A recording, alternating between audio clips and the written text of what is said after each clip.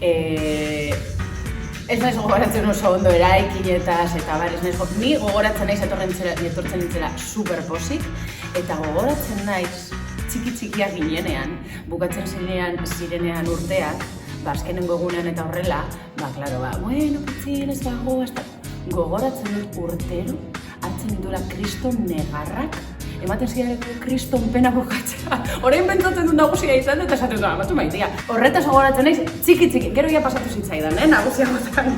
Baina txiki ginenen, bai, horretaz gogoratzen naiz.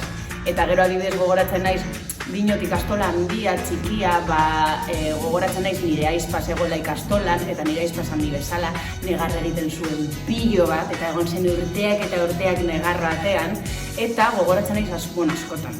Ez dakit zenbatetan, baina behin baino gehiagotan, ateratzen ninduten nire gelatik, eta eramaten ninduten alaitzen gelara, beragoteko lasai, eta nik neukan presente, bera zegoela hortze bertan pasilloaren bestaldean ezkerretara, tal.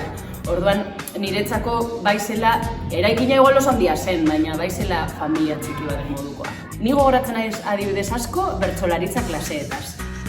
Eta gogoratzen naiz, egin behar geneukala kuaderno bat, eta orduan jartzen zizkiguten abestiak, kasetetan. Eta orduan, idatzi behar genituen abestiak hor, gero ikasi behar genituen buruz, eta ni ez naiz bat ere artista benetan, ez naiz, baina hori eta egiten genituela antzerkiak, hori da gehien gogoratzen dudana. Baina galdetu dut, eta jendeak zer gogoratzen du? Gogoratzen gara pilo bat nire klasekoen artean, eta gala, lagina txikia. Baina gogoratzen dugu pila bat, baserrietan joaten ginenean, ze hori zen kriston esperientzia polita.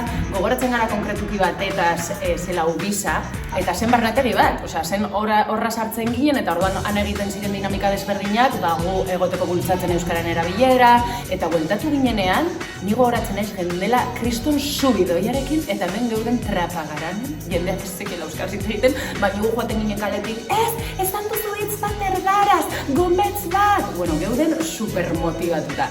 Eta izan zen oso esperientzia politik. Gero egon ginen eskiatzen Pantikosan, ja nagusiagotan. Akasleak, dioren zentzatzen dut, edo madre, joaten dira, oran bala urteko pertsonekin, egin genezaken denetarik. Suposatzen dut, gu hemen egon ginenetik aldatu dela ja pilo bat, nahiz eta nik nabaritzen ez dudan, suposatzen dut oso desberdina izango dela. Baina espero dut jarraitza izaten esentzia hori, nik ezin dizut esan zerbait, zer konkretua den hori egiten duena berezia ikastola, baina badauka zerbait. Orduan hori, naiz eta ez dakit, inguru asko aldatu, irakasleak aldatu, ikasle motak ere bai aldatu, espero dut benetan daukan esentzia hori mantentzea, zen ikuste dut hori egiten duela berezia ikastola.